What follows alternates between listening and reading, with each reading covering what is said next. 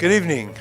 My name is George Kraw. My wife Raphael and I have sponsored this series of science and technology lectures featuring scientists and technologists from Santa Cruz in order to demonstrate the wonderful work that they are doing there. And this will be the last lecture of this year. We're going on summer vacation, but there will be a couple coming up in the fall that I want to tell you about. On September 20th, we'll be hearing from Beth Shapiro on paleogenomics. Beth is the author of How to Tame a Woolly Mammoth, and it'll be a very fascinating lecture. On October 9th, we'll be hearing from esteemed astronomer Sandra Faber, a winner of the National Medal of Science, the Gruber Award, and many, many more awards, speaking on astronomy and cosmology.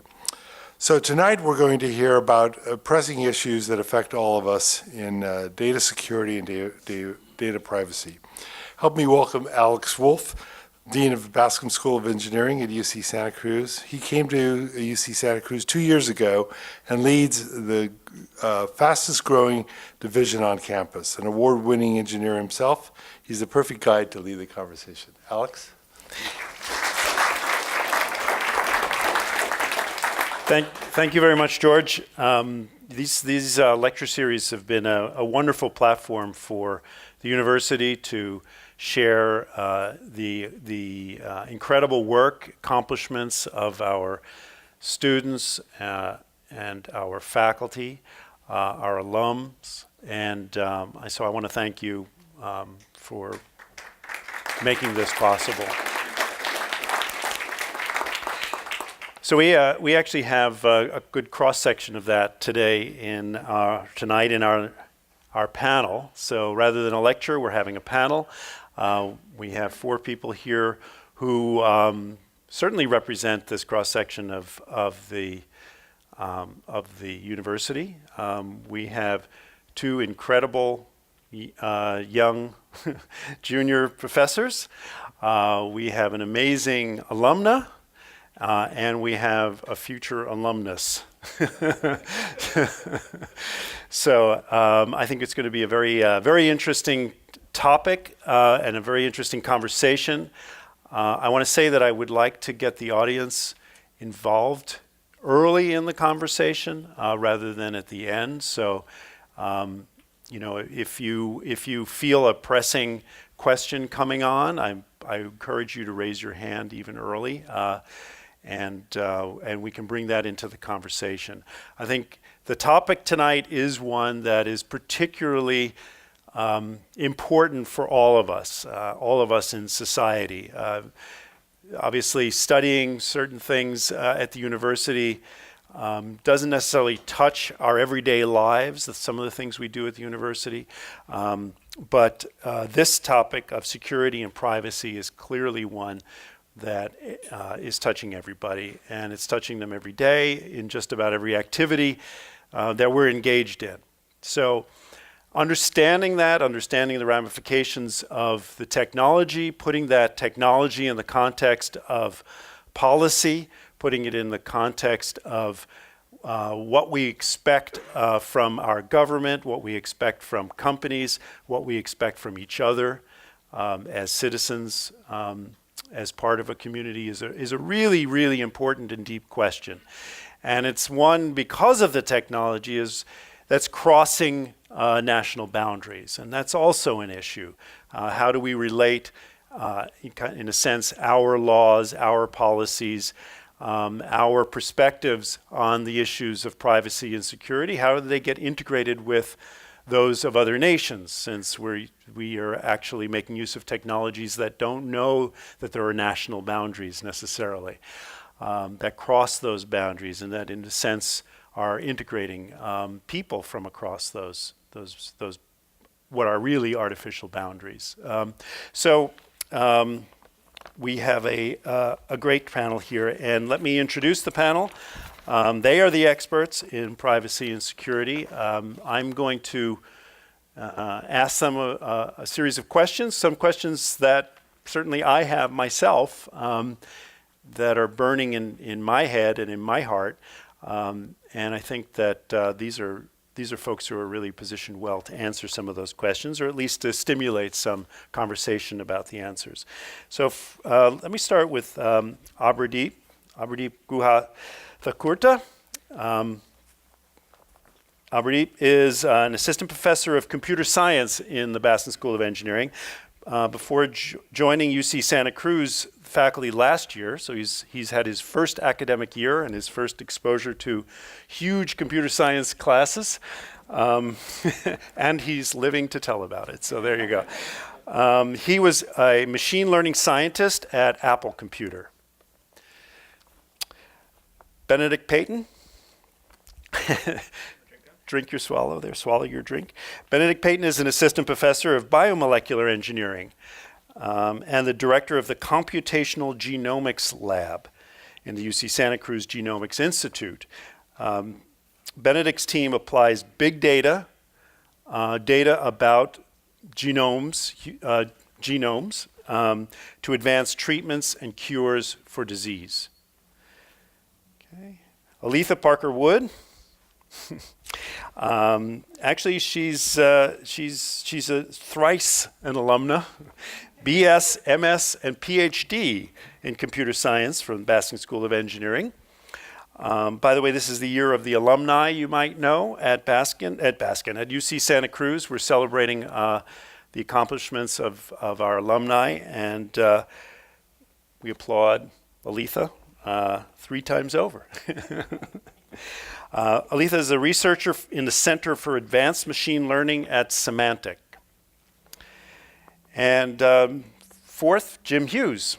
Jim is currently a PhD student working with Professor Darrell Long on storage systems. Before returning to school, Jim spent years working with private companies and government agencies on security and cryptography. So thank you and welcome, panelists.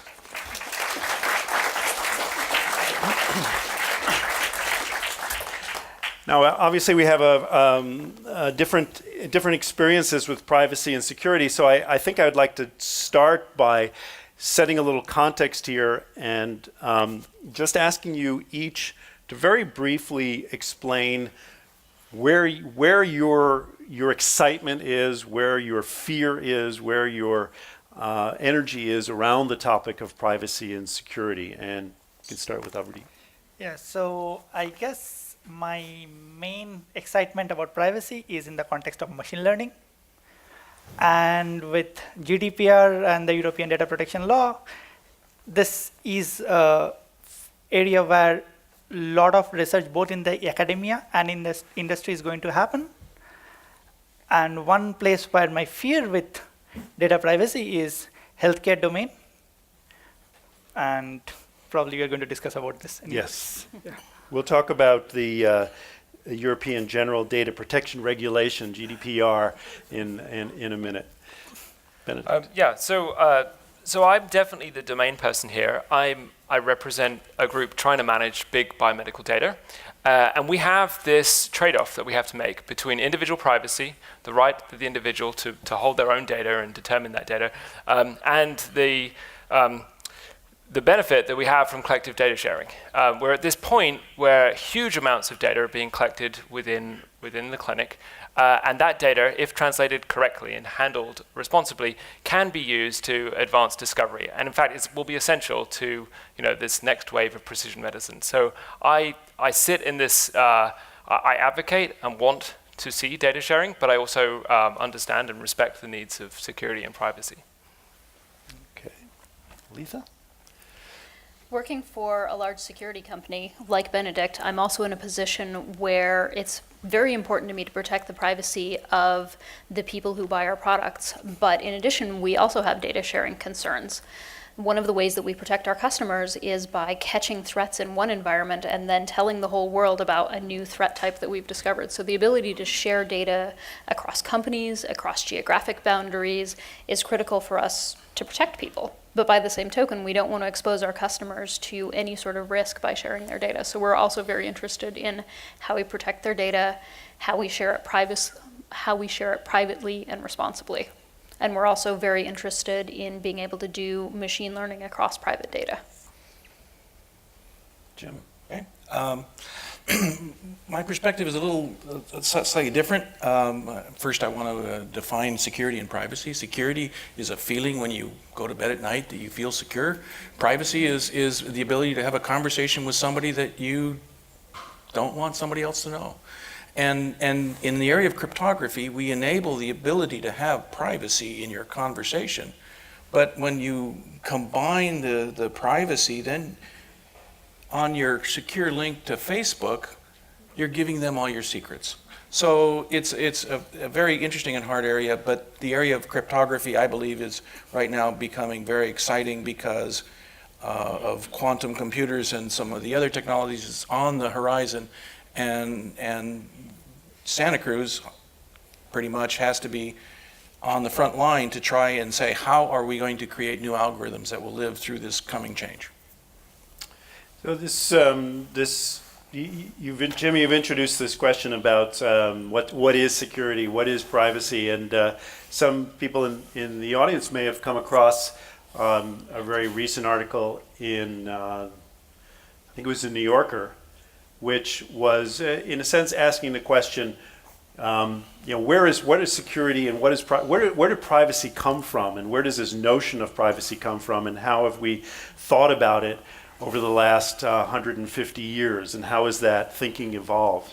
So, in a sense, there's a broader sort of history that we bring to the idea of privacy and our expectations around it. Do you have any other thoughts about what is security, what is privacy? Yeah, so what is privacy? So the field of privacy has been studied not in computer science. It originated actually from statistics for like 50 to 70 years. And one example which it started with, and that's the definition we have been following even after 40 years, is by this statistician called Warner. He just wanted to find out how many people support communism. This is the 1976. It's a simple question. It's a very simple question, but clearly you don't want to give out your answer. So he designed a technique which later came to be called as differential privacy. But what really privacy means? He defined a mechanism or a tool. And what happens is privacy is a social construct. It is not a technical term, to be honest. So what really means for something to be private? Let me give you an example which is actually not privacy. And I will give a very concordant example, but hopefully the idea will come out. Suppose I am a Martian scientist. I'm a scientist sitting in Mars. Okay? And I have a friend in planet Earth who is a human being. And somehow in my head, my belief is that every humans have 2 left feet. That's my belief. But I have my friend, I want to know how my friend looks like. So what I do, I abduct 100 people from planet Earth to Mars and see, hey, every human being has 1 left foot and a right feet. My belief about my friends changed significantly. The question is that a violation of privacy? A lot of people would say yes. I would say no. Because the fact that this person's view of privacy, just one second, view of privacy actually got changed as a Martian scientist had got nothing to do with whether my friend was there in that population of 100 people or not. One can create more realistic examples, like smoking causes cancer. Insurance company does a survey on smoking and finds out smoking causes cancer and sees a person on the street smoking, jacks up the insurance rates. Is that a violation of privacy for that particular person? Maybe not. So that is what one cannot protect. So over the iteration over like last 45 to 50 years, people have come to the following conclusion. Privacy is a form of a protection, which is in the following sense. If I do a computation or do any kind of statistics on a piece of data, if I see the output of the data, by looking at that output of the data, I should not be able to figure out whether a particular individual, let's say me, is present in the data or not. So once you go into this notion, there's a lot of things you can do. And that pretty much has become the industry de facto standard. Did you have a question or a comment? I just want all of you to keep in mind, I mean, you address sort of the stuff, but there are there's so much money into finding out that this guy has certain characteristics, whether it's political or health-wise or anything. So I want you to really keep in mind that there's so much, everybody's trying to get at that information. So it's just not this sort of like, we're going to have this idea that people aren't going to find it. People are digging for it. And the other thing, and I'll be quiet, the other part is, if you watch a movie about Eastern Germany and you see them steaming open up the letters and you're going, who could live in a society like that? And right now, I cannot survive in the 21st century without using my devices. There's no way. Yet every moment, every time, even when I'm not using the thing, that, steaming of opening up that letter is happening. So say like, just don't use Facebook, don't use email. I think I've actually got a proposal that it kind of extends what Aberdeep says and maybe gets to the heart of what you're saying. When we talk about privacy in my industry, what we talk about is the principle of least surprise. So privacy is the sense that you know how your data is being used, you know who has access to it, and what they're going to do with it. That kind of gets to the heart of what people think about when they think about privacy, is you understand who sees your data and what they do with it. So we've kind of been talking about privacy in terms of data, which is, in some sense, is a very, very immediate sort of concern about privacy. But there's other issues of privacy that actually impinge on us through technology. So, for example, eavesdropping. Is another thing that we don't, which is also an issue of privacy. And that issue of privacy is somehow tied up in the notion of private space and personal space as previously constituted or thought of. Where are we in that? I mean, where is the notion of one's private space in this modern world, and how do we think about that in terms of the technologies we have at our hand? This sort of reminds me of the movie 1984, where everybody had a microphone and a camera in their homes. But in looking at that dystopian future, which we seem to be on the path towards, the difference is that the people are using that same technology against the government. In other words, the requirements for police to wear cameras, the ability to see what the government is doing also sort of levels the playing field. So I'm not totally negative about the future. One of the things that gives me a lot of hope is I work with people who do things like youth outreach, and what they see is that the next generation actually is very cognizant of public space versus private space, and they're actually very technology savvy. So they have a good idea of who can see their data at any given moment. They're very careful about curating what goes into what public versus private space. They're very good about deleting things offline. So I think the next generation has a good sense of public-private space, and I think the rest of us just need to catch up a bit. I don't think the generation understands how pervasive government surveillance is. And I don't think they understand that once the government has something, it never goes away. Never forgets it. So just to add to what we have been discussing is it's very easy to kind of question and pinpoint at these large organizations, let's say Google, Facebook, Apple, that they collect all our data. But me coming from the industry and seeing the other side of story, probably more than us, the companies of this scale actually want not to have the data. It might come to as a complete counterintuitive aspect, but having such data is a huge, huge liability. So having your data or my data at Facebook server or Google server is a huge liability. Lawyers cost a lot, and they just don't want to have it. And so most companies have been trying to design techniques and tools which respect users' privacy. Not always they have been able to. Some cases it's like in direct conflict with their business lines. We have to accept that. But in other cases they have. But Benedict, in a sense, the work that you do is about the ultimate private space, which is your body, right? And yet, in order to, if I understand the work that you're doing, in order to actually make progress, we need to expose that. So, again, how do I think about that? Well, so Aberdeen started defining differential privacy in a sort of semi-formal way. And So what is differential So privacy? I'm going to let Aberdeen give the formal definition, but We don't need a formal definition. the way I think about it, I'm trying to minimize the amount of information that I collect to just that subset that I absolutely need.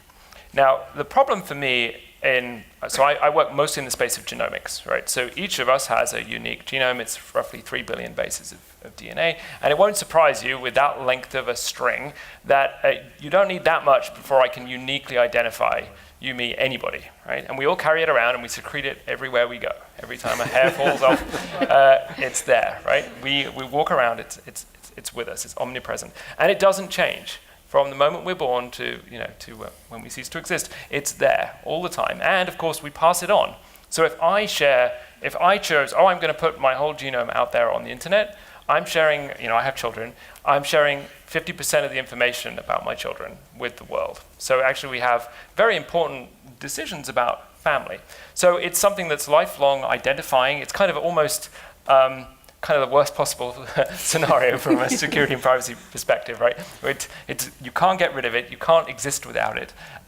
It identifies us, and to an unknown extent, it defines us, right? Mm-hmm. There's this whole question of obviously nature-nurture. I'm not going to discount that, but we are increasingly realizing that we have a great deal of predictive power. That once I see your genome, there's a lot I can say about your risk of different diseases and so forth.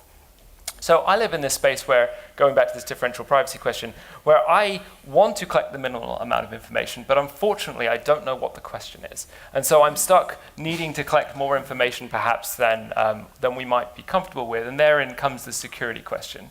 And how do we therefore secure that data and make sure that only those people who are bona fide going to actually do good with that data and not put it out there on the internet or jack up your insurance rates, have access to it. And therein lies a whole bunch of different stakeholders. We have to think about government. People maybe don't like that, but we have to think about government and what the right set of legislation is. So talk about the European directives, but it's important that we think about having regulators that control that. We need to think about security, and we need to think about the companies and where that data resides. It won't surprise you, but we put all our data up on AWS, on Amazon Web Services, the same place that you get your Netflix from, right? Because they have the compute. And at the same time, we need to think about the actual information we collect and de-identifying it to the extent that we can. We don't collect social security numbers, you'll be pleased to know. We don't collect your address, but we do want to know a lot about your healthcare. If in my ideal world, I want a lot of information about your life and what you've been through and all the symptoms and all of the sort of what we call phenotype, everything about you. So I live in this world whereby I realize that in order for us all to collectively gain, we have to share. But at the same time, I'm fearful of that dystopian future. So can someone give me a very simple definition of differential privacy? A very simple one. It's an upper bound on the risk of you sharing information. It says that there is only a tiny, tiny amount of potential harm that can come to you by sharing or choosing not to share, is how I would summarize what Aberdeen just said. And he can probably refine that massively. So it basically says, by participating in a survey, your privacy is going to get violated. It will get violated even if you don't participate. That's a much better way of putting it. And why is it important? Why is differential privacy something? Is differential privacy a tool, or is it a fact? It's a definition. It's a definition. It's a definition. And how do I use that definition to achieve what goal? What end? I mean, it seems to be very important right now, right? So why is it so important? Why what is it so important? It is, in some sense, a definition which has been crafted over last 30 years. One reason, it's a very robust definition in that sense. Second is, it is in computational terms, it's tight, meaning that there are a lot of scenarios, if you don't satisfy differential privacy, you do have an attack in the sense that a layman would say that, okay, my privacy has been violated. Basically, I can reconstruct your data from the output. Okay. So it's kind of pretty much the boundary and the threshold. So there's actually a court. Thank you. There's actually a court case in Florida in which DNA was surreptitiously obtained from people who were deposed in order to determine whether or not they were involved in a case of harassment and whether their DNA was on the envelopes. And that's one court case. There's also the Golden State Killer, whose DNA was obtained from a public source. So the first question is should would I be safe in giving my DNA to 23andMe? And the second part of the thing is that we worry about the security of our voting system. And some people feel that if you published all the ballots, that the security would be enhanced because we'd be able to count them ourselves and make sure that the counting was done accurately. But then you'd have to worry about privacy. And the question is whether people made stray marks on them or whether you could identify based on what voting system they cast their ballot on, who voted with what ballot. So even though the ballots are anonymous, maybe you could reconstruct who voted how. So those are two things to think about. So are security and privacy opposed? Security and privacy are, so I'll give the kind of the colloquial version of this to a completely, these are actually orthogonal things. Security and privacy are completely orthogonal. Security, in formal terms, is a process which protects a computation, meaning that when I'm computing something on your data, you, as an adversary, should not be able to see what the computation is being done. Privacy is a notion which protects how much information is leaked from the outcome of the computation. One simple example is if I go and type my password for my bank account, whatever that happens, that's security. Because no one should be able to eavesdrop and see what I'm transmitting and what is coming back to me. But privacy is, let's say I'm learning user behavior patterns. Amazon is learning user behavior patterns by running algorithms on huge amounts of data.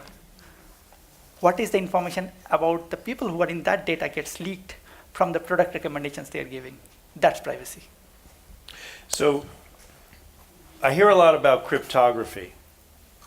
And cryptography seems to be this magic solution, that people say, well, but it's been encrypted. So is cryptography, to put that into context, what is cryptography solving, and is it actually a solution? It's a tool. It's a tool that you can use to get pedantic here, cryptography is a conjecture that when you do math this certain way, no human knows how to break it. And that's a conjecture that failed for the Germans in World War II and other places. But it's a constant war where you make an advance, they make an advance, you make an advance. Arms race. Yeah. But there's nothing we can do about. We need it. We have to have it. It's an integral part of anything that's electronic. And to go to the voting machine comment that was just made, there are methods, cryptographic methods of doing mumble zero knowledge proofs, blah, blah, blah, where you can actually show and have people prove that people voted a certain way by digital fingerprinting as opposed to paper. But I really believe in the long run that voting needs to have a paper trail, because if a precinct votes a certain way and all you have is this one little chip with numbers on it and that's your proof, that just seems to be a little short-sighted. Okay. All right. Comment here, and then I'm going to ask you about There's the a comment over there GDPR. too. Yeah. That's all right. We don't have to take. Should I go ahead? Please. Hi. I just have a question. I'd like to put some of this in context. So this may seem like odd questions. When does the concept of did the concept of privacy originate? When did the concept of the expectation of privacy originate? And when did the legal concepts around privacy originate? They clearly don't go way back, because when people lived in villages, there really wasn't any privacy. With the rise of cities, we probably got some. But I don't have a good sense of the trajectory, the arc of that history. I think if you look at things like rules around unreasonable search and seizure, those are some of the foundations on which our common law notion of privacy, which is very distinct from privacy as Abradeep is discussing it. I think that's where you start to get some of those concepts. So, So Fourth Amendment. And Magna Carta, actually, I believe there's some, Even Magna Carta. yeah, so it goes quite a Right. ways So back. and it's tied into the notion of property, right? And those and you know the property ownership. And I think if you want to look at it in an arc, it's an arc of what does it mean to have property and what is your property? And now you could say that, you know, my property is the data that describe me. Now, no one 200 years ago would have really thought about that probably. They would have thought about chairs and cows. And that evolution has been very interesting, I guess. I remember reading about the fact that there was a big uproar about the invention of the postcard, because it meant that now anybody could read your letter. What is this thing, you know? And not only that, you were being induced to reveal it, because the price of a postcard was a lot less than the price of a letter, right? So, you know, you even see seeds of that very, very early on in our society. And what it tells you is, well, there's a trade-off there, right? And in fact, it's even kind of scary that we as individuals, even me as a privacy expert, are not clear about the trade-offs. It's completely unclear what the trade-offs are. And this is a 2017 story which I'm sharing, and it's a very grim story. So when I was at Apple, we launched a product called Differentially Private Keyboards on iOS, not important. Now, there is a website, there's a website called 9to5Mac. And that did a survey, and the user base of 9to5Mac are not computer scientists. These are like general people. So they did a survey on 9to5Mac. Around 1 million people participated in the survey. And the question was, how many of you are comfortable sharing your personal information with Apple using differential privacy? Why am I highlighting the word differential privacy? It will become clear. 95% of the people said, yes, I'm comfortable. Now, I cannot expect 950,000 people in the planet to know what differential privacy means. It is just people trust the brand and go with it. And so they don't even know what the trade-offs of privacy are. And it's a very scary situation.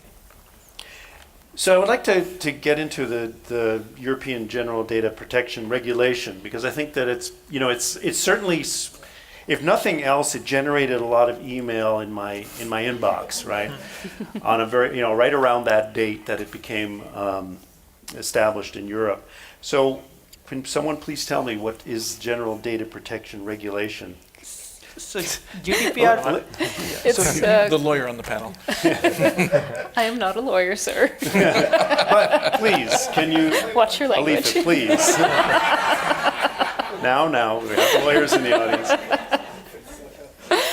audience. So the General Data Privacy Regulation is this massive sweeping omnibus of law which is concerned with all aspects of personal data privacy. There are a huge number of regulations in there. They cover everything from soup to nuts.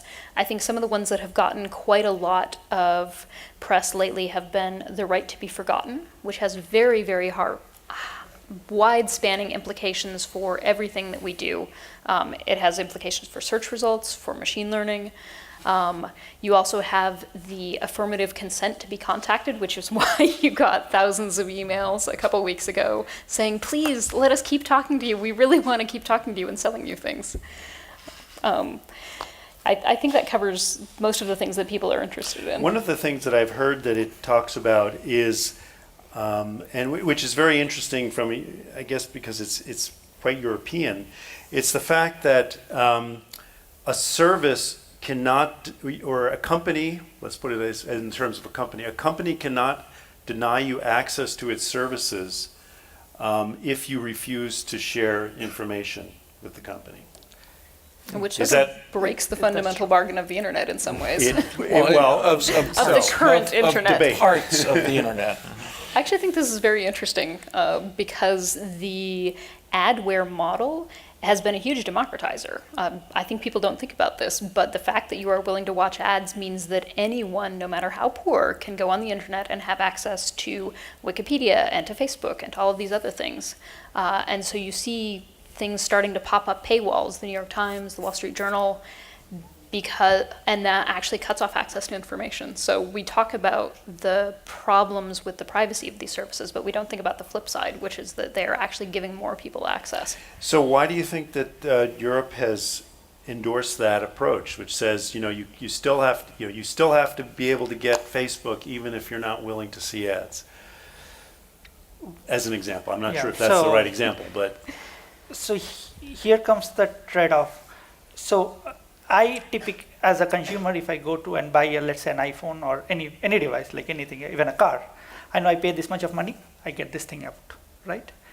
Facebook or any of these web companies, Google, Facebook, Amazon, Microsoft, none of them are free. You pay for it. And the scary part is you don't even know what you're paying with. You're paying with your data, you don't know the value for it. And honestly, as a computer scientist, I can tell for certainty we do not know what the value for it. Like as a community of computer science, we do not know what the value for it. So what's the alternate? Like these companies are not going to shut down their Fortune 500 business. So the only thing that is possible is to allow you to not submit your data, which essentially means that I will not see ads, and if you don't see ads, I will also not allow you to track me. So I should have two options where I pay for it and I go to Facebook, otherwise I see ads. okay. But that is not the way the Europeans have approached this, right? And the The Europeans European have, regulators, I should say. yeah. So the European regulations have been that, so they don't even, first of all, they don't call it privacy. They call it anonymity. Privacy is a North America term, according to them. Much of North America term, but yeah, that's what I heard in one of the meetings. Yeah, so yes, so European view of things are slightly different, and companies are trying to comply with it. But Europeans saying that, I mean, the GDPR is telling that if I want to use the service and I don't see ads, that is a flawed business model straight away on the face of it. And then, I'm not sure I understand the concept. I think that for example, you can still present ads to people under GDPR. You can't target them if you're not given the permission to do so. right. And so the issue is that targeted ads have a higher value to the advertiser and to the person who's selling the ads, the entity selling the ads, than untargeted ads. So, but they can still do advertisements. They just can't target them if you're not getting the information for targeting. So I disagree with the idea that GDPR prohibits advertising. And secondly, the issue is that is that one thing you didn't mention about GDPR is it allows you to ask what information a company has on you. So so people have been going to Facebook and say, tell me all that you capture on me on Facebook. Now in the United States you can't do that, but if you're an EU citizen you can, and you can go to Facebook and say, give me all your data and give me who you're sharing it with, and that's been very revelatory. So just to take on this question, go ahead. Do they want to answer that before I go on? No, Or? there's no, it's a statement, I think. I don't think it was a question. So actually, one of my comments was actually going to be the same thing about the difference between privacy, data collection, and targeted ads versus general advertisement, because we've been watching TV for decades where they don't collect any, well, I suppose now with cable and TV they do. They do. But a long time ago, when it was all broadcast TV over Right. airwaves, they didn't collect data on us, and they still made a lot of money on advertisements. They just couldn't target them. So there's a difference already been said. I want to disagree on 2 points made earlier. One was the comment about privacy and understanding how your information is used and collected. I don't agree with that. I think privacy isn't about understanding how your data is used. It's about having control over how it's used and being able to allow or not allow use of it. But if a company tells you this is how we're using your data and you have no control or say over that, it could be considered a violation of privacy. So I don't agree. Yeah, I think that's a fair point. I think the point of control comes as you're offering your data to the company. You look at, they say, here's what we're going to do with your data, and you either say, no, I'm not cool with that, or you say, okay, yes, I consent to have Facebook collect my data and show me targeted ads. So yeah, you're right, there's an implicit point of control in there, and I kind of skipped over that, so thanks for calling it out. Thank you. And one other comment about that was made about that a lot of big companies don't want to collect data and that it's a liability. I agree it's a liability. I disagree about the fact that they don't want to collect it. I think that most big companies, especially the ones who don't sell products, like of course Apple sells products, but Apple collects a lot of data. Facebook, Amazon, whatever. A lot of companies live in their data and they monetize based on the data. So they're concerned about privacy and who can see the data and what can be done with the data. They're concerned about security and can somebody hack into their servers and get the data without permission. But they want the data, and I would definitely.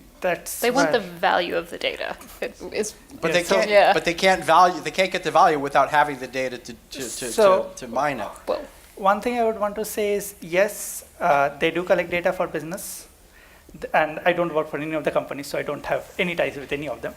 So just as an individual, so they do collect the data for their business. Their business is built around that. If they can provide the same service, or they can do the same monetization without collecting that granular amount of data, they would do it any day, because it's a lot of legal costs they have to bear with. And in particular, these are the things which we see on the, even if I'm being recorded, I will tell this. Yeah. Short comments, please. So let me ask you about machine learning, because this is obviously machine learning. We hear a lot about it. Is obviously related to data. It's obviously related to privacy. One question that I have about machine learning is that it tends to uncover things which are not explicit in the data, right? You discover things about people, you discover relationships, you discover dependencies and interests that were not immediately evident in the data. So one question I have is, given that it didn't exist before you applied the machine learning, who owns those data? Whose data are they, in a sense? Right? Do you see what I'm asking? I mean, that is a deep ethical question. I don't know if any of us is qualified to answer that. Stated a different way, if 20 people know a secret, and you talk to 20 people about that secret, but they're going to say, no, I can't tell you about the secret, but they will give you a little bit of hint. Yeah.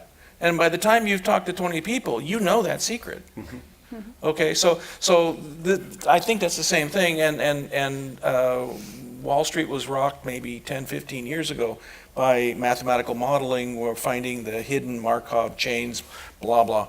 But the ability to look at the data that's public there and then find the hidden variables that are affecting it that you can actually bet on and make money. So it's a hard question. So are those things that we should and can protect? Yeah, I'm going to make one more comment about the permission, giving people permission. Your data is just a bunch of bits spinning on a disk, or maybe not even spinning on a disk. The problem is we've already talked about the value of data. We don't know what the value of the data is, right? Because in the future, a piece of data that you might think is meaningless, it'll be valuable in the future. So I find it hard to trust any, we have to, but how can we trust that the data will be used as they say they are? Right. And I mean, I think this is related to the machine learning issue too, because, you know, it's a way of extracting new value from old data, in a sense. Yeah, that's right. I So- was going to say there's a lot of labor and capital that goes into extracting those patterns. So whether those patterns, once they're extracted, should be open to the world, that's kind of an interesting open question. But it's a lot of work to actually extract them in the first place. But so where is the real value? Is the value in the, you know, in the individual pieces of data, or is in the value in the things that I can extract, those hidden things I can extract from the data? I mean, I think for Benedict in particular, my individual genome is probably of not much interest to you, right? Well, once I've seen 1 million, then yours isn't that interesting. But if I have, You'd be surprised how I'm sure important it we is all to have me. skeletons, trust me. You're 1 in a million. So I was going to let Abrodeep say this, but I mean, in general, we are interested in models that are generalizable, that are not overfit, you know, that are not too specific to the data that we studied and not general about the population. And one of the ways that we can make models sort of useful and privacy preserving is by using the tools of differential privacy in machine learning, which means essentially to say my conclusions are not dependent on any one individual, provably not dependent on any one individual in my input cohort, right? And if I can get to that point, provably, then I know that I haven't revealed any information about the individual in that process. And that's very important. So there's actually a trade-off between learning, true learning about the population and privacy that's important. And you've actually improved your generalizability because you know you're not overfitting. I would say that our models have value insofar as they're useful for predicting the future. That's really where the value comes out of them. Mm-hmm. If we can tell you all about the past, that's not very helpful. But if we can tell you something about your odds of getting a rare disease or what you're going to buy next, that's where the value comes in. Okay, I have a question. How hard is it to get to that point where you can prove demonstrably that no individual's data can be seen from your analysis? Is that achievable? Yeah, it absolutely generally is across the achievable. board? Yes, it is achievable, and it's something that is specific to the question you're asking, and it's always specific to the question you're asking. So there's not some magic bullet here, but there is a set of techniques No that algorithm, can be applied. Yeah. There are techniques that can be applied to those algorithms that can help us get there to making those conclusions. But in healthcare, we see this all the time. When it comes to, for example, we predict which genetic variants are likely to contribute to hereditary cancer risk. And that information about individual variations, those variations are shared typically. There are some that are specific to one family, but mostly they are shared between families. And we as a society, as a regulator, have decided that we can reveal information about individual variations without talking about the individual. So we've made that trade-off, and we say, if I know that variation increases risk of cancer, we'll make that completely public knowledge. We've accepted that, even though that variant might be relatively rare and to some extent identifying. So we make trade-offs all over the place. I think the promise of the privacy field is that we can actually put hard numbers behind that, and we can be rigorous about saying this. If we share this information, we have given you this useful information, and we have preserved this much privacy, and we've sort of drawn a line in the sand concretely.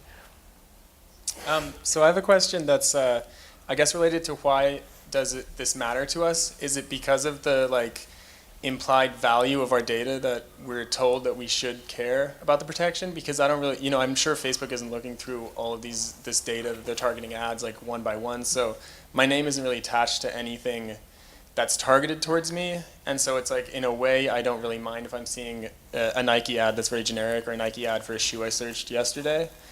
And so is it just because of the value that it has to us, or are there more grave implications that if we're sharing our data, it'll come back to bite us in some way? Actually, It's there really are about the more grave. grave implications. Yeah. And then what would those be? I One guess? would be, so this is what Facebook did until 2014. They would target ads to friends of friends without seeing if it is applicable. So this has caused people knowing about another person getting divorced, but just by seeing advertisement of lawyers. And these are true incidents. So Yeah, another And- good case would be the Cambridge Analytica targeted political advertising. You assume that it's not important that you're buying Nikes, but when you combine that with a bunch of other political information, that gets used to build a model that's used to target political ads to you. So, Personally. yeah, personally, you personally. Or it's like iris scanners, which will show if a woman is pregnant. a target. Right. So my real question is, we've all been dancing around, or the panel at least seems to have been dancing around trust. Who do we trust? Why do we trust them? And how do we know that we're going to trust them? The best solution is you don't trust anyone. You're very much right. I don't trust anyone. I have to once quantify it. You don't trust anyone. Anything which you trust should be verifiable. Meaning that, let's say you are doing something on your phone and some data is getting collected, that is verifiable because you have the piece of code that runs on your phone. I do. Yes, I mean, you can decompile the code. Someone does. Well, yeah, that's a nice computer science explanation, but I'm the sole European on this panel. I tend to trust government in preference to. I know you spent.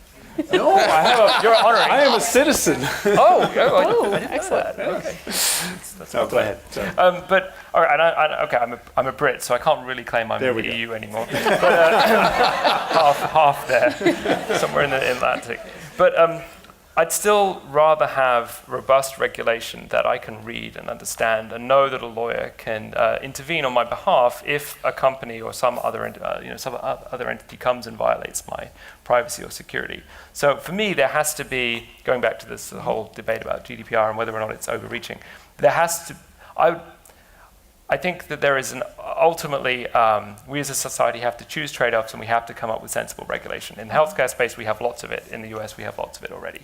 And we operate in that, and it works to a certain extent. I think we've created a Wild West with Apple, Facebook, Google, etc., and we haven't tamed that beast yet. And it's kind of shocking that the Europeans are the ones to do it, in some senses, given that it all originated here. But okay, I'll shut up. Back to your point on not being able to trust anybody, I'm interested with Symantec, as an example, Norton. Yes.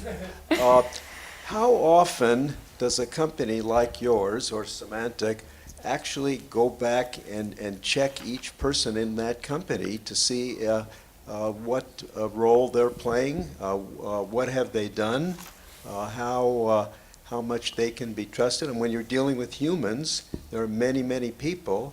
You could have one person there who's doing something not quite correct, and all of a sudden there's a problem. That's absolutely correct. And this gets back to the point that Aberdeep was making about risk. So Norton, for instance, tries to collect as little information about you as is possible. And we try to keep tight access controls on those. And yes, we do continuous background checks. I think most of the major tech companies you'll find have a pretty solid vetting process. And they have this notion of need to know. So your data is limited to a tiny set of people who needs to know it. They only deal with it in aggregate. So I hope that answers your question. I think that, part of the problem that I see is that we have in a sense, a legal system, at least with respect to privacy, a legal framework that is meant to protect us from the government, right? So the Fourth Amendment is basis for a lot of the protections we have, privacy protections we have as citizens. But the ones that, now we have companies which are a different beast in a sense, that are not subject to this kind of Fourth Amendment based protection. You mentioned the Wild West. I mean, we don't know how to move our thinking towards this other realm of the corporation and what its responsibilities are and what our participation in its decisions should be, as we do presumably in a government setting. So how do we move in that direction where companies are the ones that have such power, in a sense, to come into our houses? I want to make sort of a simile. About 10, 15 years ago, there was a law passed in California that said if a company had a data breach, that they would have to let the people know that that there was a breach, right? And I got letters from this, that, and the other, and a former employer that never mind. But I went to Europe during that time, and they says, well, we don't have all those data breaches. That you know of? No, they didn't have the law. That's what I'm saying. They didn't have the law that said that you had to do that. So I think privacy comes in three flavors. One flavor is, your private conversation with your daughter. That's private, probably from your spouse. The next is the government. What a government is an organization that has to have rules to follow, or it's just anarchy. And the third is governments have to rein in corporations so that their behavior is reasonable. All those things haven't changed. It's just maybe the governments haven't quite caught up with the wild, wild west of the Silicon Valley. I think our understanding around the risks is evolving rapidly, and I think that's part of the problem. We don't know what the cost is to the individuals yet, and so government is grappling with that issue. Yes, and speaking as an individual, one thing that's always sort of on my mind is something that might be completely innocuous to share today might be extremely damaging to my personal life in 20 years. So predicting the future value of information is impossible.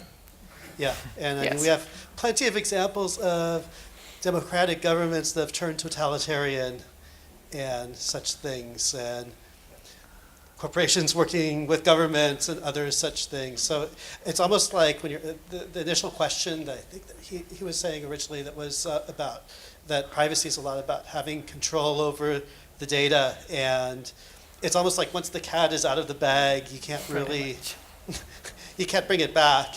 And so there's a lot of risk to, to that initial decision. Do I even, do I do this thing that I reveal my information to this little startup company that probably will be sold 10 times, and who knows how many times its privacy policy will change along the way, just for some little bit of entertainment, when in reality, maybe I don't want them to know about my life. Right.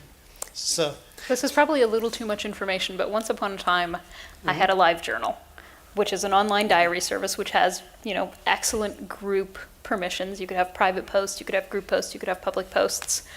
Any guesses what country bought LiveJournal in 2014? Russia. Well done, all of you. I see you also have live journals. So yes, once the cat is out of the bag, it's out of the bag, and that's why I come down on Aberdeen's side. You really have to consider the possibility that your data will be transferred to you don't know who. So speaking of cat out of the bag, there was a former CEO of a very large corporation near here who famously or infamously said, privacy is over, get over it. Privacy is over, right? There is no privacy. So is that true, untrue? Was it just an attempt to lower our expectations about privacy? How do I think about that now? That statement is probably, maybe 10 years old now? Like I said, That I he think made. people are still grappling with the consequences, and I think that was a very naive statement by someone who had never had to suffer the consequences of misuse of information. I think that his viewpoint has probably matured on the subject a little bit since then. But no, I don't think privacy is over, and I think that we're just, as we start to understand the harms of privacy breaches, we're becoming more and more cognizant of it. So I think companies realize that they have a liability, individuals realize that they have a liability, and government realizes that not only do they also have a liability, because they also have skeletons in their closet, but that they have a duty to protect people.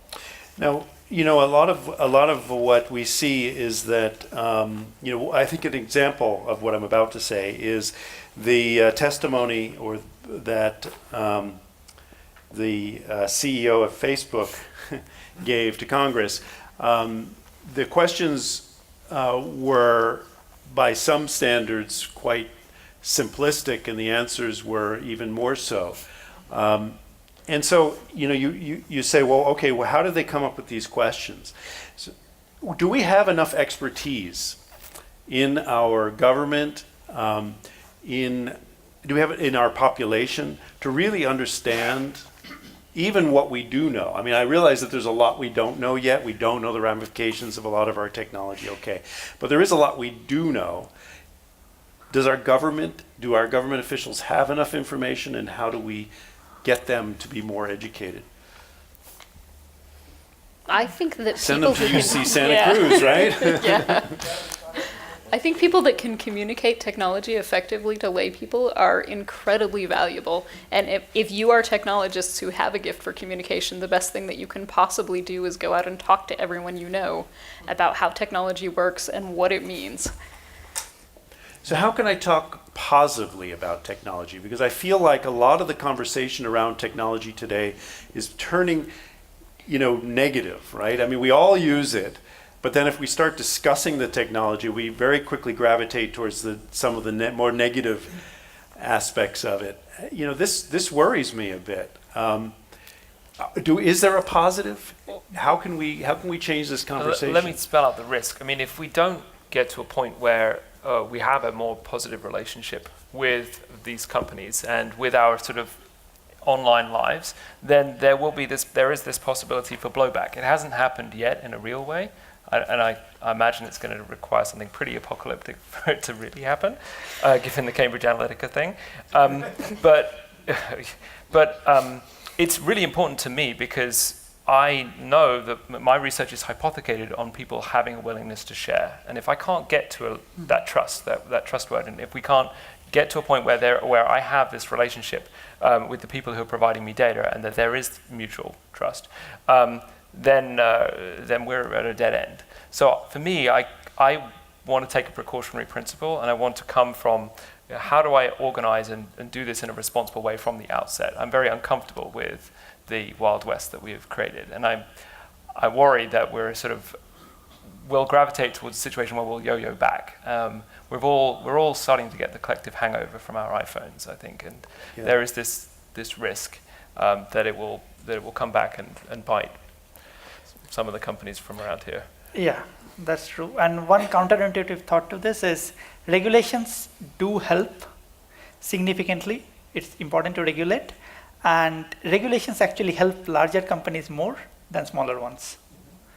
So companies like Google, Amazon, Facebook would actually welcome regulations on privacy. So there's a counter argument, which is that the market will take care of it, right? Because if people are unhappy with the privacy protections offered by certain companies, then other companies will emerge in the market which provide that privacy protection. Do you believe in that, or do you think regulation is really it's regulations versus free market, right? So free market principle, in this case, it's not going to happen much because we don't even have a view of what I'm giving up. For most people, Facebook and Google are for free. So if you don't know the value, first of all, you have to understand that there is a value, non-zero value to it. People don't even understand there is non-zero value.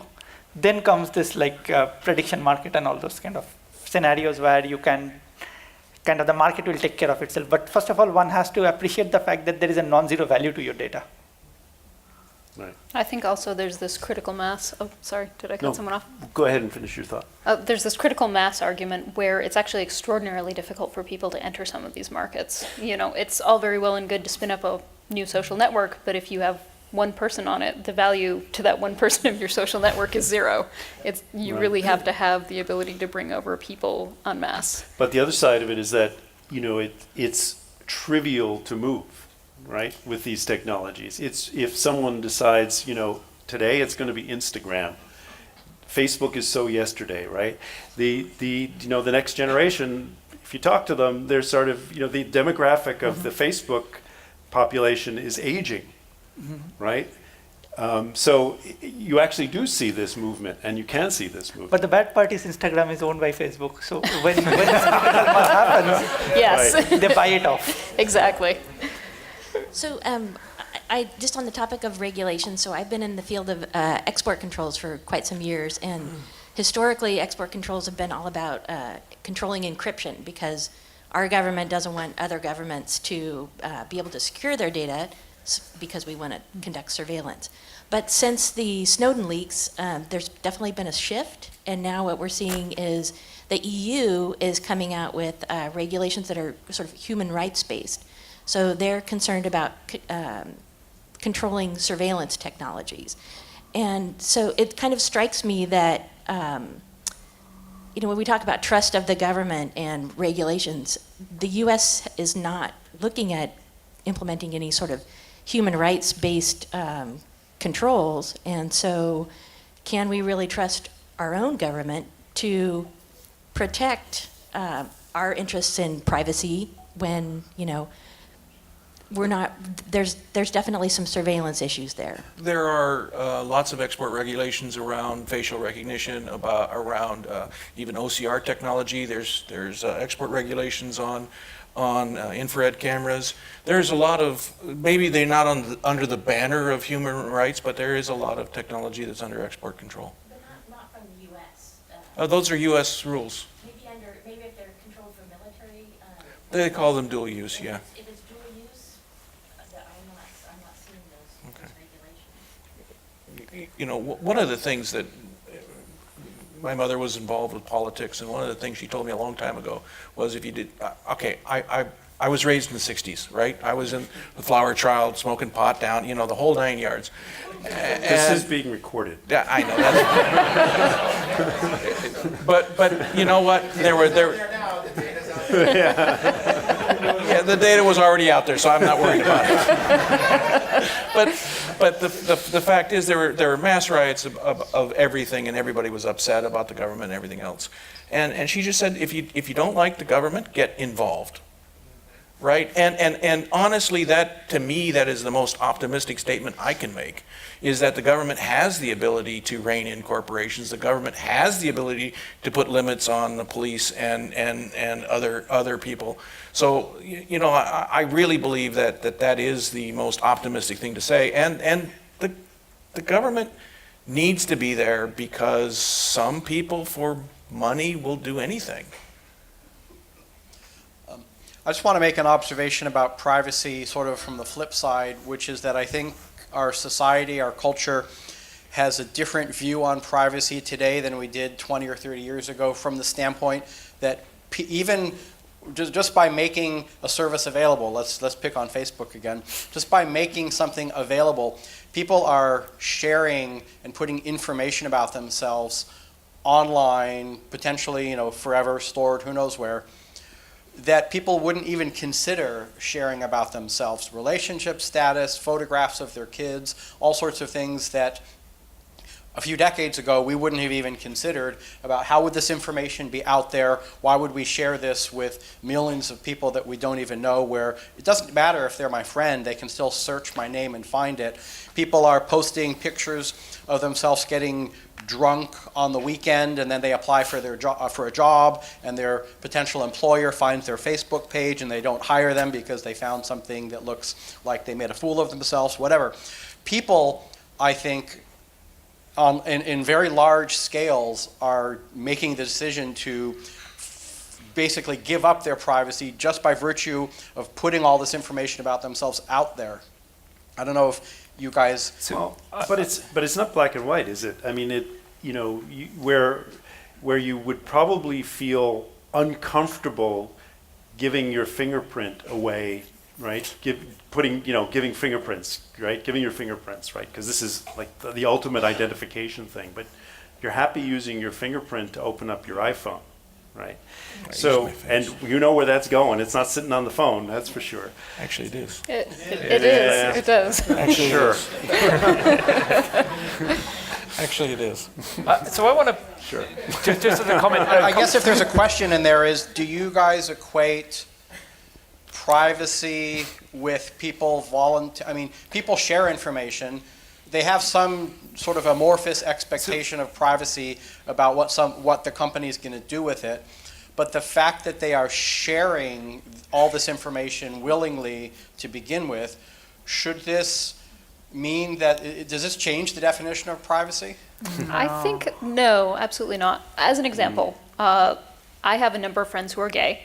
some of whom are loud and proud, and you can see them right out in front at Pride Festival. That is not a secret for them. They have chosen to share that information. For other people, they're very closeted, they don't talk about it, they don't discuss it with their friends. And again, you have this principle of what you're willing to share with other people is up to you. If you want to put photos of your kid in public on Facebook, that is your choice. I feel bad for your kid, but, right, but I think your data is yours to own and to spread as freely or as limitedly as you want. So in my space, we talk about consent and consent agreements. And so consent has to be informed, right? So we talk about providing, when we go through a consent agreement for somebody submitting data, we have to provide them the information about what we're going to do with their data and what the ramifications are, what potentially the risks are, and what potentially the benefits are. And I think that that's kind of missing from the conversation, because the agreements that we always sign when we sign off the EULA or whatever at the bottom of that long, nobody ever reads it. Nobody has any real clear guidance on what they are. Kim Jong-un didn't read his iTunes agreement, because at the bottom it said, no nuclear weapons. Was there a comment back here? I was just going to say that the freedom to contract is kind of the counterbalancing point here, that is a precious constitutional right that's been around for a long time that balances this. And so just naming that specifically, and also naming kind of Justice Brandeis's work around privacy, that the privacy that's in the Fourth Amendment is a little bit different than the privacy that's been the basis for a lot of the freedoms that have been in major Supreme Court cases and public concern around this issue, that really just doesn't have any basis in the legal or kind of clear reading of the Constitution itself. And so I don't know if what the companies you guys have worked with and the work you're doing on is kind of connecting to legislators and, connecting to government agencies that can, make regulatory differences. But I'd love to hear about, if you are involved, like I know a lot of the companies now have lobbyists and have people working. How do you interact with those people, and what's the conduit like between your organizations and the regulatory agencies that might be able to make an impact on this? I know a woman by the name of Susan Landau who wrote the book Privacy on the Line. And she has done a lot of work, not lobbying, she's an academic, so she isn't a lobbyist, she isn't representing a company, she's just representing privacy. But these kinds of people do great work, but they have to fall on somebody that's willing to listen to them. Yeah, and I think that it kind of ties back into this conversation about the change, the cultural change, right? Has there been a change in our attitudes towards privacy? Even if you choose not to share with anybody, you're still at the very least sharing it with the company that's holding the data for you. But how we view privacy is shaped in part by how we are presented with this kind of information, right? And who provides us with this information? It's the media, it's the cinema. And I guess the question that I have is, are those portrayals in the media and in the cinema reflecting a reality or a fantasy? Are they accurately presenting us with information that allows us to really think about this in a reasonable way? I guess it's in the middle ground. I would not kind of discount all of this completely as fantasy, but they're clearly far from reality. But they do serve a purpose, like making people aware of privacy in the first place. So the closest analog I heard, it is a very nice quote by a professor from Berkeley High School, Deirdre Mulligan, and she has worked a lot on climate research, and she says people today understand global warming is real, climate crisis is real, but it took a lot of time for people to understand it. So even if it is like false representation of privacy in the media, but the fact that this word privacy exists, and it is something I should be careful about, that itself is positive progress. But the cinema is there also to entertain. Well, media, I mean, actually, the press is there to entertain us too, very much. So, are they really? What's their motivation for the presentation and how they shape the view? I mean, tends to be very dramatic and dystopian and all. Is that really where we're headed? Or is it just presenting this wild extreme and as you say, well, we'll get somewhere towards it, and that may be closer to the reality? So the press, so I had very little interaction with the press, but I did have with one of Wall Street Journal reporters who did an interview of me for writing about privacy. And during that course of interview, which I realized is that most cases they want sensationalization. I mean, that's what they will look for. So, and typically they take look at positive sensationalization in general. For example, a lot of these reporters are kind of fed news by these large companies to show them in the positive light when they write about privacy. Once in a while, this reports about privacy violations come up, but there is a balance. So, okay, Tom, two. So the idea that we are secure in our digital effects. I mean, we're secure in our physical effects. You need a subpoena to enter my house, or probable cause, or things like that you get from a court. But in terms of my digital data, especially if it's out in the cloud, which companies are sort of forcing me more and more to put things in my cloud, even though I don't necessarily want to, I'm not protected. And with national security letters, with the main law that says the Electronic Communication Privacy Act, that basically only controls information that's less than 6 months old. So my emails that are sitting out in the cloud for years and years are not protected by any law. The government can just ask for them without even a subpoena.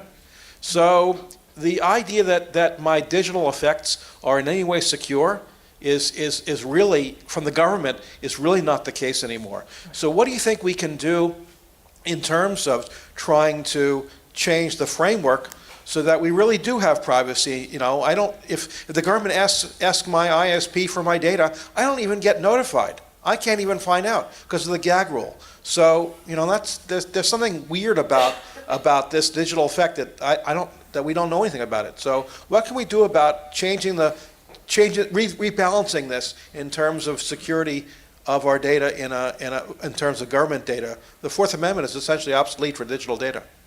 I'm with Jim. You have to get involved. You have to get involved locally and at the state level and at the national level. You have to press your government to say, look, we need regulations around this and we need to be protected. As technologists, this isn't a problem that we can solve for you. Well, but email is a notoriously difficult to secure medium because of all the metadata it creates and all the places it goes and all the other stuff, all the technical stuff. Let's like gloss over that. Email was designed in the 70s, and maybe it's time to think about something else. You look at the rise of private messaging apps like Signal, Wickr, and even a lot of people use it, and government complains because, oh my God, everything's going dark. Those are getting involved, demanding your government do something, and then also doing something yourself. Given that each of you has expertise in this field, I would like it if each of you would just say a couple of pointers for us about things that you have done personally that you feel would increase your privacy. What kinds of decisions have you made? How do you behave online? That's very revealing, isn't it? Do you want to start? Tell us your secrets. This is getting recorded, right? Yeah. Okay. Yeah, so from a personal point of view, I do not share anything on Facebook. I use it as almost as a newspaper for me. Okay. Yeah, so you're a lurker. I just assume that nothing I put online is private, and I do that in all my email, and I just assume I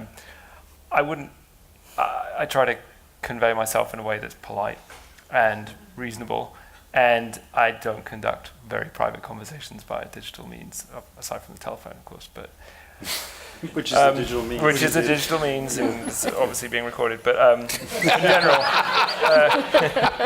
But yeah, no, so I guess there's a certain level of paranoia, but at the same time, if you take that stance, I personally don't have a great deal to hide, so.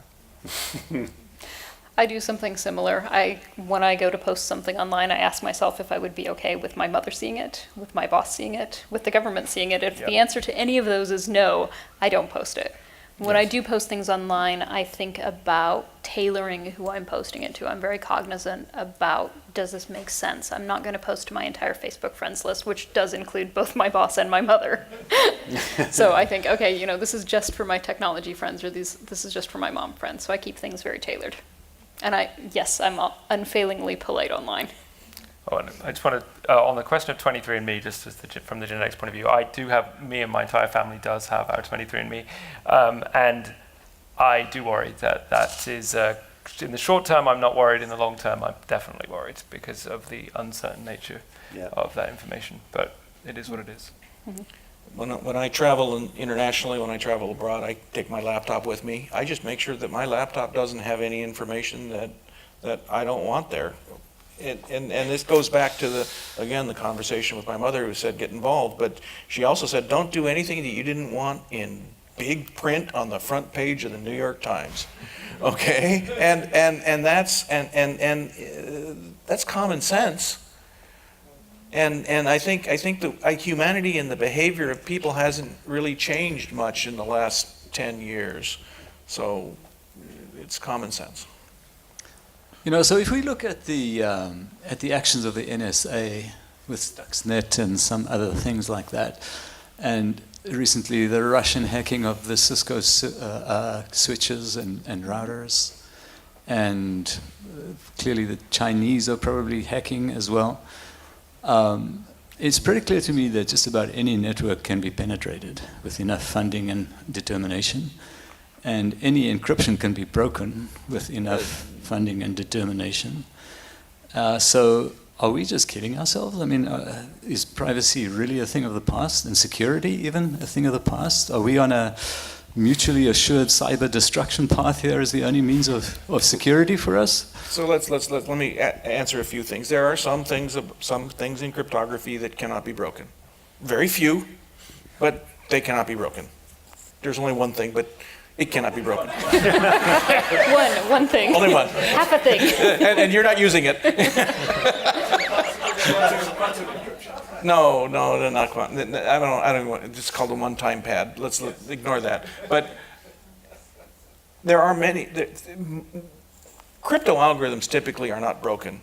To get your information, they go and break the system, and sometimes breaking the system is infiltrating your group of friends. Because recently, the one guy that was taken back for trying to influence a witness, that witness showed the encrypted text to the FBI, right? So it's like, okay, so, and you look back, there is this concept where people want to cocoon themselves totally away from technology.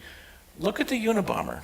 He lived in a little cabin in nowhere, had zero technology, and yet the government was able to find him. So it's, in some senses, it doesn't matter. Yeah, I think you have to consider some of these risks are more likely than others. You have sort of this long tail of risks. You don't live your life concerned about the fact that an asteroid might hit the planet. It might. Really? Let me introduce you to our fine astrophysics department. Don't worry, our new Space Force will protect us. Is there a question? Okay, my question is more on the social and global angle. I've managed global teams, and one day I found out that some of my team members in another country, they happen to know each other's salary, and that's okay. So the question to this panel is, are we really talking about a first world problem here? Is this really truly a problem outside of Europe and outside of the United States? Privacy, that is. I think I can take this question because yeah. So no, it's not a first world problem, and this comes back to India in particular opposing free basics from Facebook. So Facebook wanted to give free internet everyone in India. Only requirement was that whatever you search, doesn't matter it's on Google, the data will be stored on Facebook server. Indian government opposed it and stopped it from happening. So this problem is pervasive in other parts of the world also. And human rights workers in countries, privacy is life and death.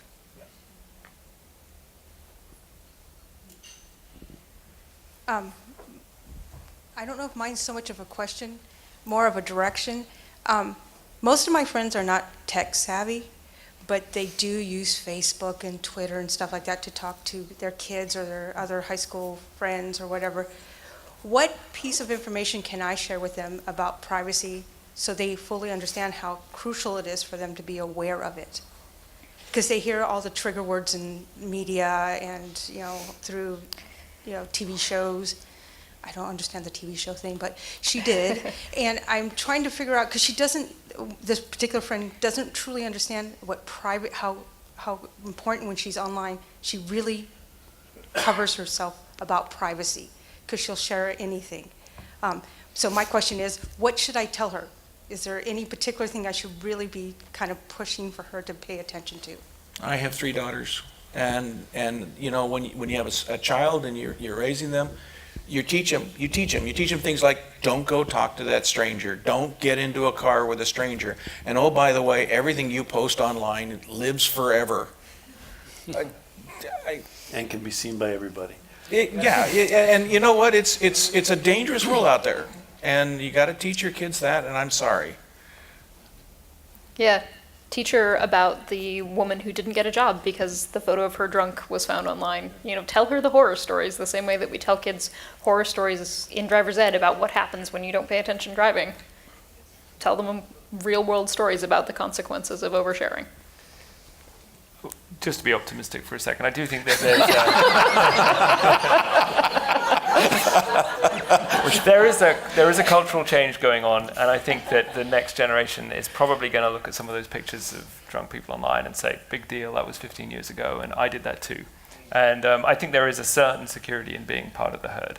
So I wouldn't try to step too far outside of those norms. I don't know. It's like, is that optimistic? Yeah. You blend in. Just blend in. Everybody does that. You can be weird, but not too weird. Something like that. Santa Cruz? I know we're in trouble. So backpedaling a little bit to the question about getting involved and telling your government that you demand more privacy, I'm sort of interested in the opposite effect, where the government is telling us that maybe we're more safe without privacy. And the example I have is the Apple strong encryption, right? For the government being able to break into a locked phone in the case of a crime, right? And so them pushing back on us and law enforcement telling us, you are more safe with less privacy. Anyone who gives up security for a little liberty. Yeah. I'm sorry, gives up privacy for security. Liberty for security. Right, okay, yeah, him. Well, I love Benjamin Franklin. I actually do want to address this point because this is something that as a researcher at a security company we deal with all the time, not at the government level, but at the corporate level. So when you go to work for a company, you undoubtedly signed a little piece of paper on your first day that said, I submit to you having full access to everything that I do while I'm on your premises, because the company has judged that to protect their security and their intellectual property, you have to give up some of your privacy. So the question that companies have to ask themselves, and that you should be asking of your government, is what is the risk? How likely is it that this is going to be a problem? How much access do you actually need? In the case of terrorist attacks, these are incredibly rare, and so the odds of them actually needing that information and not being able to get it are slim. In the case of a company, insider threats are very common, and so while it's very draconian, it's not unreasonable for companies to say, hey, we need to be able to see what you're doing while you're on premises.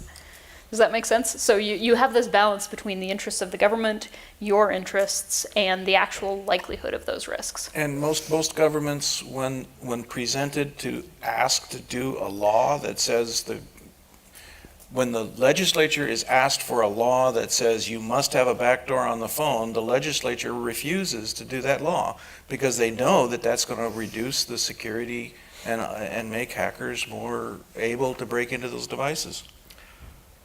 Okay, last comment from the audience, and then nothing stays private forever. I remember in 2006, I believe, talking to some gentleman I didn't know at a party, and he was telling me how surprised he had been when conversations he had had 15 years earlier on Usenet had suddenly become searchable on Google. And that's, and if you think this trend is going to reverse itself, you're going to be surprised. Maybe I should ask the oldest of the old, I'm here, go to history again, the oldest of the old questions related to this, and that is quis custodiet ipsos custodes, who will watch the watchers? No one has, that's one side of the fundamental question. It isn't the whole question. It has to be the population. Yeah. Sorry? It has to be the population. It has to be the people. Right.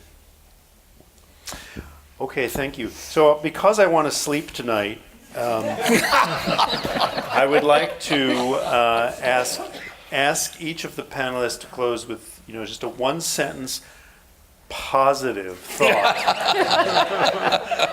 about security and privacy, what UC Santa Cruz is doing or has done through its graduates. One positive thought, please, so I can go to sleep. So on a positive note, at UC Santa Cruz, we have been designing privacy-preserving algorithms, which parts of it have been deployed in products. So the world is not that bad. We are doing our bit on protecting user privacy, and we are seeing the ramifications also.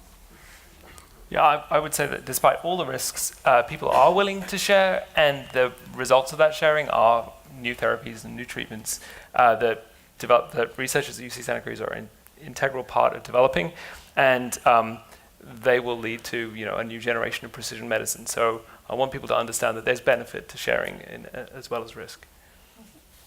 I think there's a lot of really exciting technologies coming down the pipeline. The work that Aberdeen is doing on differential privacy makes a huge difference. Searchable encryption is now a reality rather than a pipe dream. That's going to make a big difference for many of us. Secure enclaves also now mean that we can audit how our data is being used and guarantee that it's not leaving the security of the code that's processing it. So these are all very technical points, but they're actually going to make a huge real-world difference for us. And cryptography at one time was the purview of the government. It's not anymore, and it's an arms race, and I agree with that. But in general, the technology is moving forward. As quantum computers break cryptography, we're going to make new ones. Okay. Was that positive? That was pretty positive. Assuming you know what a quantum computer is, but okay. Well, thank you very much, panelists, and please join me in thanking them and thanking George.